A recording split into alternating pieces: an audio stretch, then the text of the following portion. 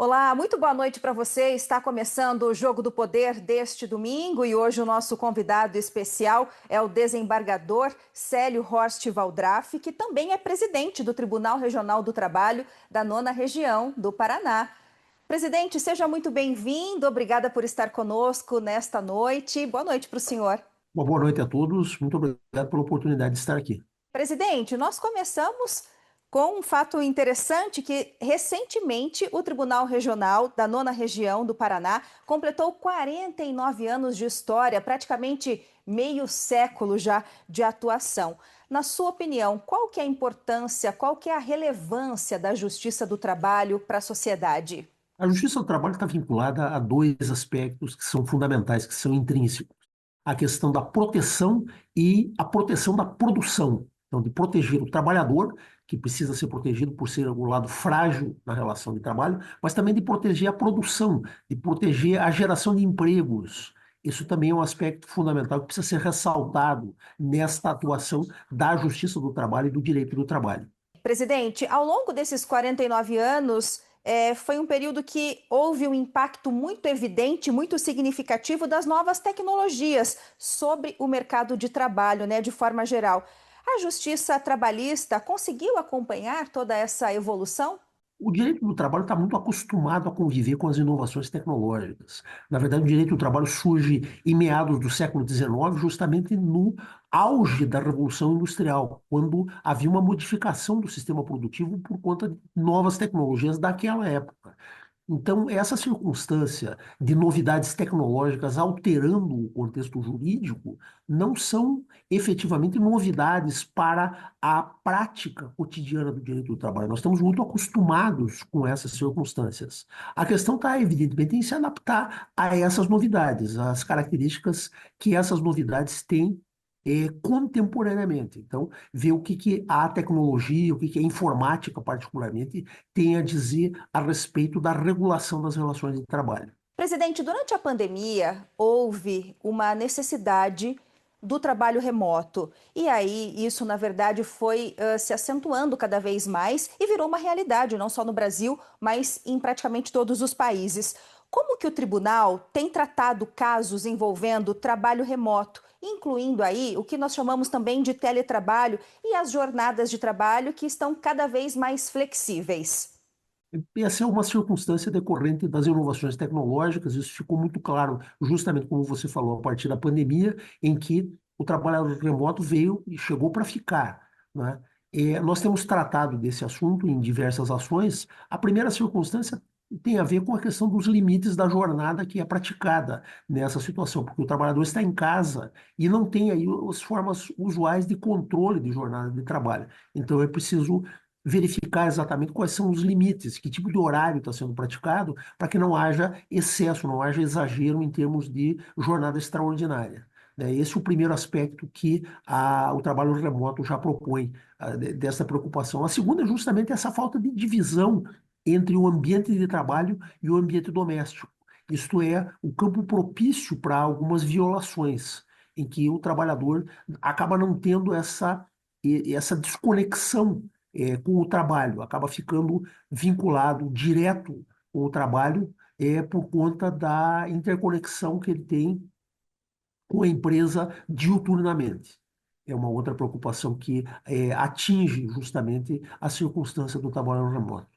Né? Mas é uma novidade que veio para ficar e que nós temos que efetivamente nos adaptar. Existe um lado positivo, o conforto que isso acaba traduzindo para alguns, mas as dificuldades da produtividade, do controle da jornada, da efetiva quantidade de trabalho que é produzido nessas condições e a diferenciação do ambiente doméstico, do ambiente de lazer, com o ambiente de trabalho. E essas demandas tão atuais, presidente, elas envolvem relações também com as plataformas digitais, por exemplo, a chamada uberização, né? Esse termo que está tão em alta, e outras atividades normalmente informais e desregulamentadas. E aí, como que a justiça tem tratado esse cenário? Uma preocupação imensa a partir de uma premissa, a de que seria necessário regulamentar por lei essas modalidades de prestação de serviço. São novidades que já estão aí, já são conhecidas, já se tem uma noção muito clara a respeito do seu perfil e seria oportuno que o Parlamento, que o Congresso Nacional, regulamentasse essa matéria por lei, do que deixar isso para a jurisprudência.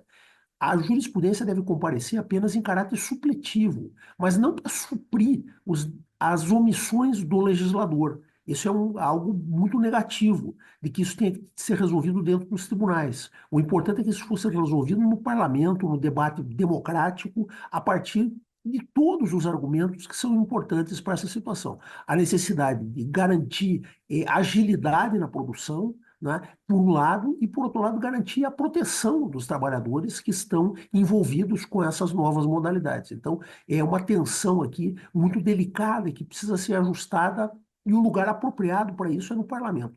A jurisprudência deve comparecer apenas para pequenos ajustes e não para resolver essa matéria. Não é o ideal que o tribunal, por exemplo, o Supremo Tribunal Federal, diga se há vínculo de emprego em relação aos uberizados. Isso não é o apropriado. O apropriado é que viesse uma regulamentação dizendo qual é a forma de regulação e quais são os direitos que têm os trabalhadores que prestam serviço segundo essa modalidade. E, presidente, quais são os principais desafios em disputas trabalhistas, uma vez que nós falamos, então, dessa evolução e tantas novidades dentro do mercado de trabalho? Bom, justamente essa circunstância da falta de regulamentação. Nós temos as voltas com a tentativa de solucionar, são milhões de casos que batem as portas dos tribunais e nós precisamos ter uma solução para isso, né? O ideal, como disse, seria que o próprio Congresso Nacional regulamentasse a matéria, mas se isso não vier, efetivamente vamos ter que adotar alguma solução jurisprudencial para ver, para mensurar exatamente quais são os direitos que devem ter esses trabalhadores e quais são as consequências que isso deve ter sobre a modalidade de prestação de serviço. É Muito importante não perder de vista a inovação tecnológica, isso veio para ficar e é bem-vindo, né? São novas formas muito apropriadas, muito adequadas de prestação de serviço. Ninguém deseja um retrocesso em relação a isso, perder as vantagens que isso significou, mas, por outro lado, é importante também não perder de vista a necessidade da proteção da mão de obra. Nós não podemos perder de vista esse aspecto também extremamente relevante. Isso tem consequências muito intensas em diversas áreas. Me permita te dar um exemplo aqui, o aspecto previdenciário. A necessidade que esses trabalhadores têm de recolher a previdência, porque isso significará posteriormente o seguro social, né, o funcionamento da nossa previdência social e a questão das possíveis aposentadorias. As pessoas têm um certo grau de imediatismo em relação a essas coisas e querem deixar isso por debaixo do tapete, quando é importante, na sequência, no curso do tempo, levar em consideração as consequências previdenciárias decorrentes dessas modalidades novas de prestação de serviço. Um outro aspecto é a própria questão tributária, efetivamente, saber se, já que nós temos um sistema que tributa a folha de pagamento, nós teremos que ver também quais seriam os impactos tributários sobre a folha de pagamento das empresas plataformizadas. Se isso de fato deve acontecer, em que limites isso precisa acontecer, porque é uma fonte de renda arrecadatória que precisa ser levada em consideração. Recentemente, nós tivemos em pauta a questão da escala 6 por 1, que prevê a redução da jornada sem redução de salário e com mais tempo para lazer e descanso para os trabalhadores. Como que está essa discussão, presidente, e qual que é a sua opinião sobre essa escala 6 por 1? Nós encaramos com muito entusiasmo essa possibilidade. Veja, muito se fala das desregulamentações, né? Se fala muito da omissão do direito do trabalho necessária para facilitar a prestação de serviço. Agora, por outro lado, aí comparece a própria sociedade com esse anseio de reduzir a jornada de trabalho, de permitir mais tempo para o descanso e para o lazer e menos tempo para trabalhar, né? Então, as modalidades de jornada, não de 6 por 1, e sim 5 por 2 ou 3 por 4 até, aparecem aí como alternativas que atraem muito a atenção da mão de obra de uma maneira geral. A gente percebe que existe um panorama muito favorável na sociedade para a redução das jornadas, caminhando aí em direção ao 5 por 2 ou 3 por 4, né? Eu, particularmente, sou amplamente favorável, eu acho que isso é uma possibilidade hoje em dia. Nós já temos condições de reduzir a duração da jornada de trabalho, uma jornada semanal de 44, que é o caso agora, para 40 horas semanais, para 36 horas semanais. Já podíamos pensar nisso, inclusive porque isso teria um impacto extremamente importante na geração de emprego. Você reduz a jornada dos trabalhadores que estão aí com o vínculo formalizado para atrair a criação de novos postos de trabalho. Presidente, nós vamos para um rápido intervalo. O senhor continua conosco. E para você que nos acompanha pelos canais da rede CNT espalhados por todo o país, não saia daí que nós já voltamos. Até já.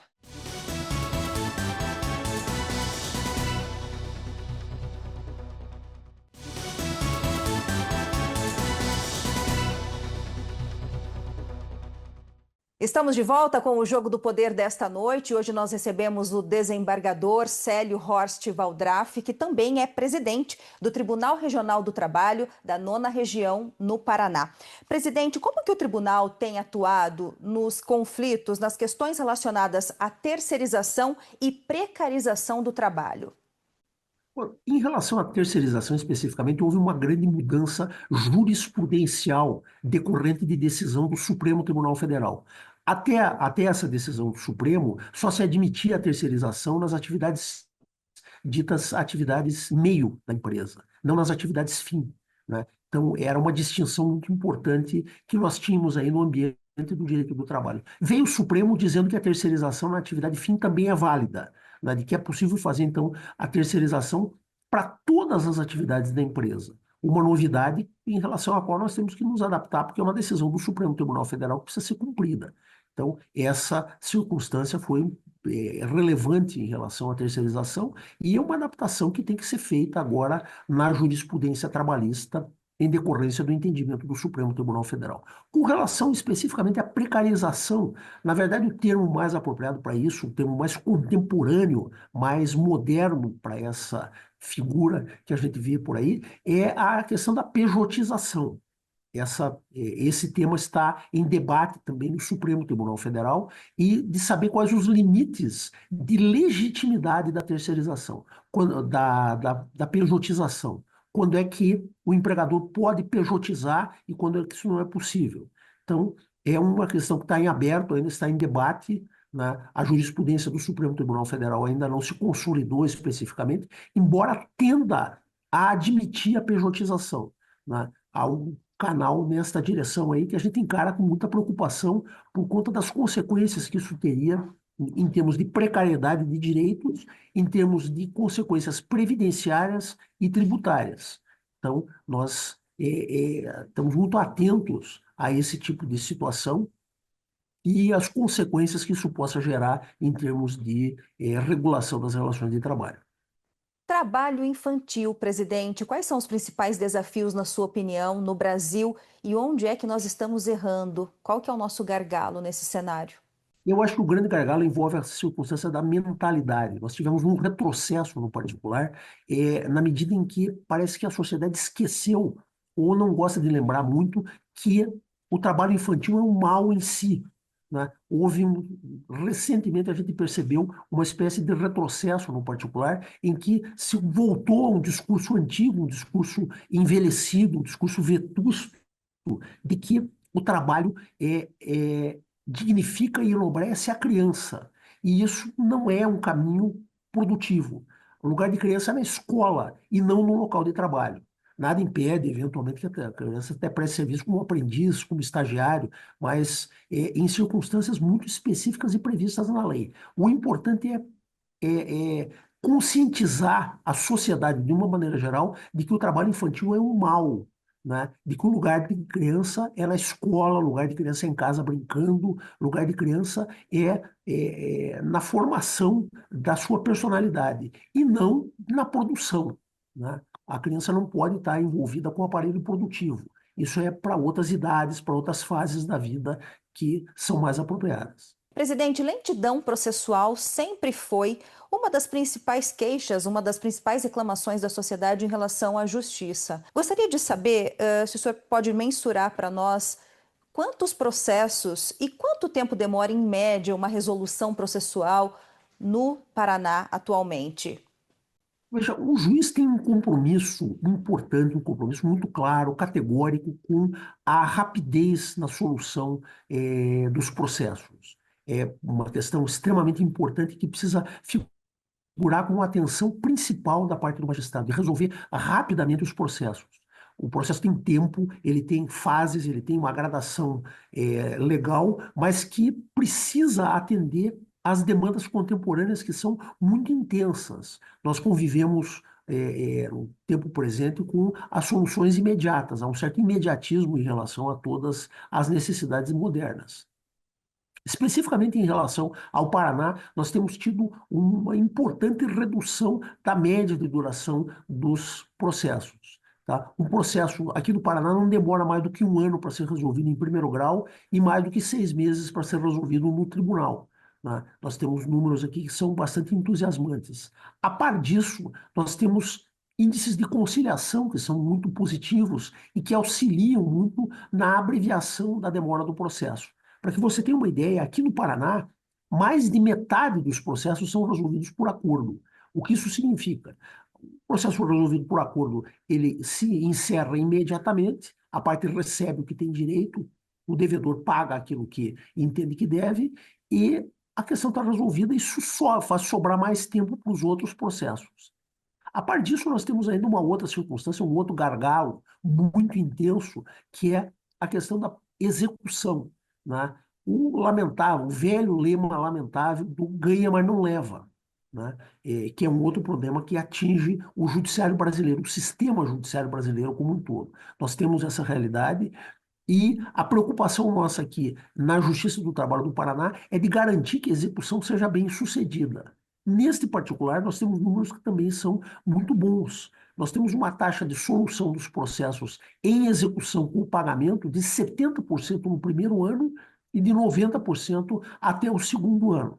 Então, são índices bastante positivos em relação à realidade nacional, né? A gente percebe que o aparelho jurisdicional brasileiro é lento, ele é pesado, ele é modorrento, às vezes até, para usar uma expressão um pouco mais forte, mas nós conseguimos aqui no Paraná, na Justiça do Trabalho, abreviar um pouco o andamento desses processos, utilizando mecanismos especialmente nos valendo da informática. Essa é uma inovação importante, a informática tem uma contribuição muito grande a dar para acelerar o andamento dos processos.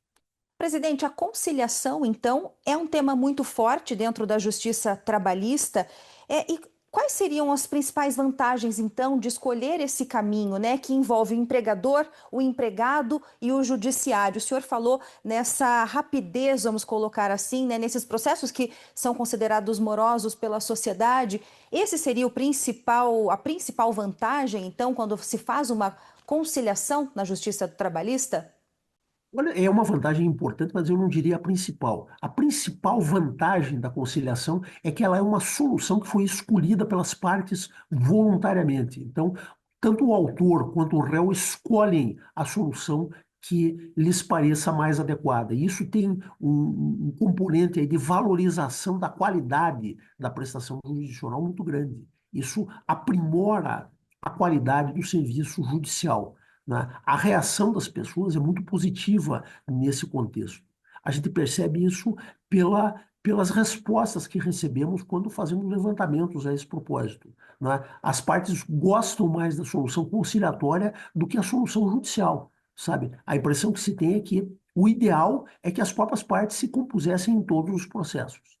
Como disse a você, nós temos uma tradição muito forte na Justiça do Trabalho em relação à conciliação. Isso é histórico, isso vem desde a fundação da Justiça do Trabalho lá em 1941 e segue sendo até hoje assim, né? Aqui no Paraná nós temos índices que são muito bons, nós temos um percentual de conciliação que supera os 50%, ou seja, mais da metade dos processos são resolvidos por acordo aqui no Paraná, né? Esses índices são parecidos, porém são melhores aqui no Paraná em relação aos outros índices da Justiça do Trabalho, por conta dessa vocação histórica que nós temos para a conciliação, né?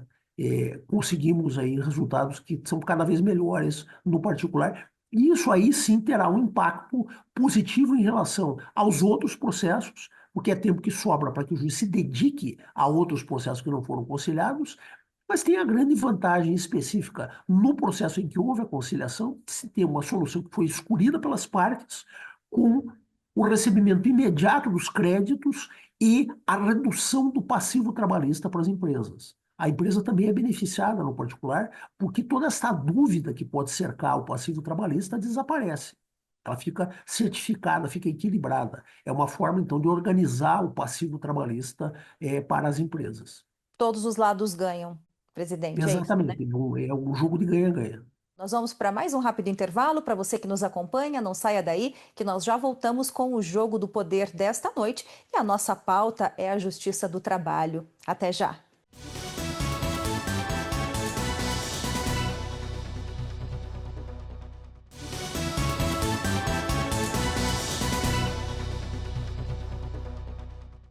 Estamos de volta com o Jogo do Poder desta noite. O nosso convidado especial é o desembargador Célio Horst Waldraff, que também é presidente do Tribunal Regional do Trabalho da 9ª Região do Paraná.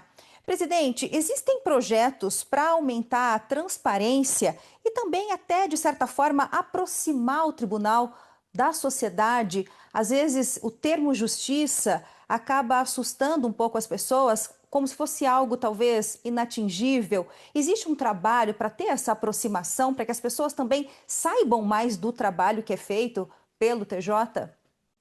Uma preocupação importante para os tribunais do trabalho envolve a questão da simplificação da linguagem. Existe um protocolo da parte do Conselho Nacional de Justiça pela linguagem simples. A necessidade, então, que o judiciário tem de se aproximar das pessoas através da linguagem, né? A justiça trabalha com a palavra, ela utiliza a palavra como seu grande instrumento de trabalho.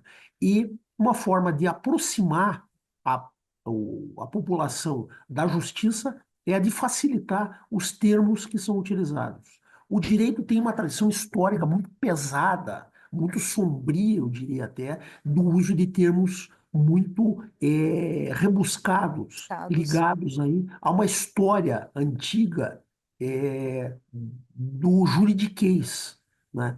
Uma terminologia toda típica de jargão que dificulta a compreensão em relação ao leigo. Então, essa preocupação contemporânea de simplificar a linguagem, de utilizar termos que são utilizados pelas pessoas cotidianamente, né, de facilitar a compreensão em relação aos termos jurídicos e às realidades que cercam o processo. Então, esse é um canal importante hoje em dia.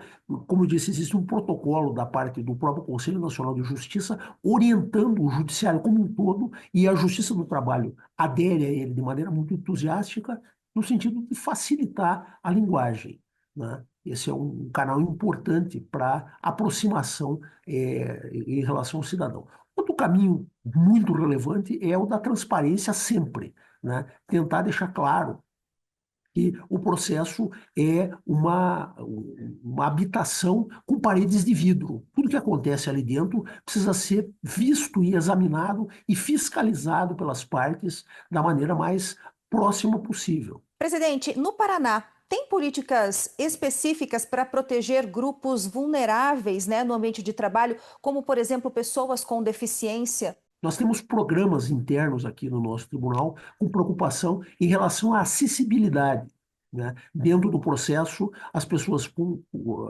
deficiência têm uma dificuldade de acesso às informações do processo. E nós queremos, nesse particular, garantir a aproximação da pessoa com deficiência em relação ao processo. Fazemos isso de diversas formas, uma das quais é, por exemplo, o nosso balcão virtual. Com a linguagem brasileira de sinais, né, para pessoas que têm, para os surdos, né? Então, uma oportunidade aí de dar todas as informações do processo pela linguagem brasileira de sinais. E são programas como esses que servem para aproximar a justiça dos cidadãos. Presidente, nós falamos lá no nosso início de conversa sobre a evolução tecnológica que se fez presente ao longo desses 49 anos de história do Tribunal Regional do Trabalho no Paraná. E eu gostaria de perguntar, voltando um pouquinho a essa questão para o senhor, o tribunal, ele utiliza ou ele se prepara para utilizar a inteligência artificial e outras tecnologias inovadoras para, por exemplo, análise de processos? Como que o senhor vê isso? É positivo? É uma ferramenta que vai ajudar realmente, né, até a desafogar os trabalhos? Como que o senhor analisa esse cenário?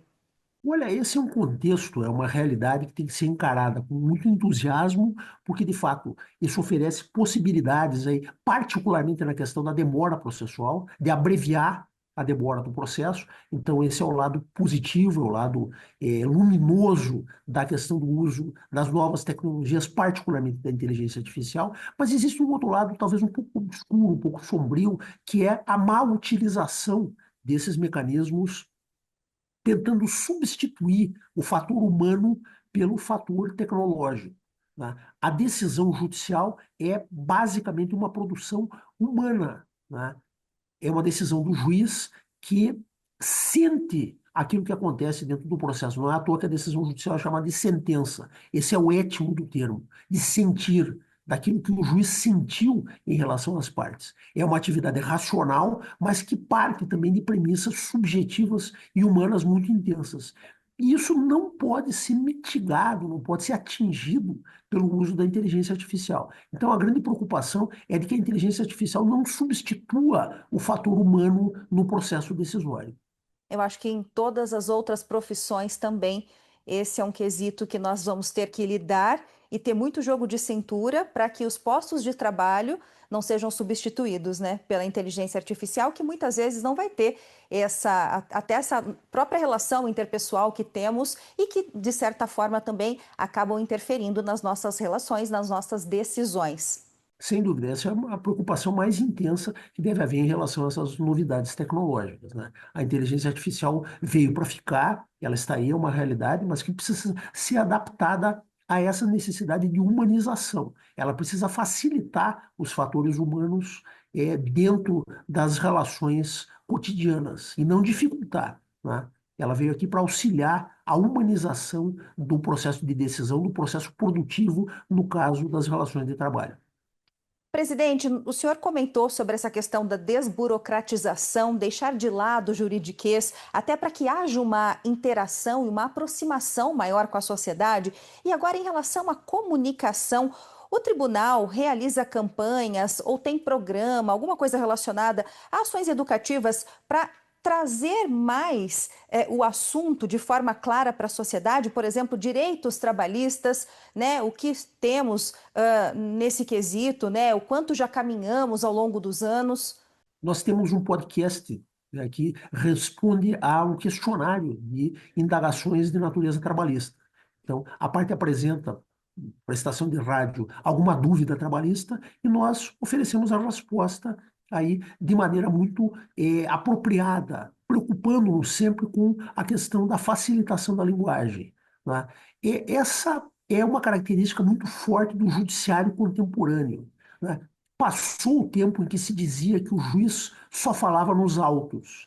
Essa era uma afirmação antiga, né? O juiz só se manifesta dentro do processo, só se manifestava dentro do processo. Esse tempo acabou. O juiz precisa comunicar-se com a sociedade, precisa manter uma relação aberta de comunicação com todos para garantir a legitimidade das suas decisões. A gente costuma dizer o seguinte, que a justiça precisa olhar mais para a janela e menos para o espelho, né? O judiciário sempre foi, talvez, um pouco narcisista até em relação a essa relação com o espelho e precisa se preocupar mais com a janela, com a rua, com a vida das pessoas. Uma outra referência que eu queria fazer a propósito dessa questão de comunicação social são duas cartilhas que o nosso tribunal desenvolveu a respeito de direitos trabalhistas. Uma realidade muito contemporânea no ambiente de trabalho do Paraná envolve os trabalhadores estrangeiros. Nós temos um afluxo grande de estrangeiros que vêm aqui para o Paraná para prestar serviços. Dois grandes grupos. O primeiro deles, historicamente falando, foi o dos haitianos, que vieram aqui para o Paraná para prestar serviços para ganhar a vida, né? E uma dificuldade grande de aproximação com a realidade trabalhista por não conhecer os direitos. Então, nós criamos uma cartilha de direitos e deveres dos trabalhadores em crioulo, que é o idioma utilizado pelos haitianos. É uma versão do francês, né, que eles usam entre eles e que nós fizemos a tradução, então, do português para o crioulo. E, na sequência, por conta dessa evolução histórica, né, no tema da mobilidade humana aí, a vinda dos trabalhadores latino-americanos aqui para o Paraná. E aí criamos uma outra versão dessa cartilha de direitos e deveres dos trabalhadores em espanhol, para atender a esses trabalhadores de língua castelhana, né, com os direitos e deveres que eles têm também. Excelente. Presidente, nós vamos para o nosso último intervalo da noite. Para você de casa, não saia da Rede CNT, que nós já voltamos com mais informações sobre a Justiça do Trabalho do Paraná. Até já!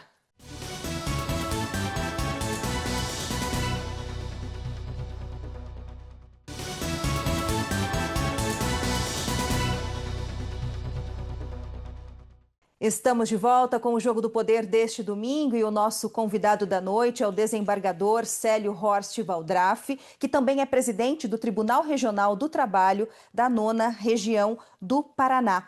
Presidente, para a gente reforçar agora nesses momentos finais da nossa conversa, eu gostaria que o senhor trouxesse, na sua visão, com todo o seu know-how, com toda a sua experiência, qual que é o papel do direito do trabalho agora, né, neste início de século XXI, caracterizado pela flexibilização crescente que nós temos das relações de trabalho, com tudo mudando, né, de forma muito rápida, muito ágil.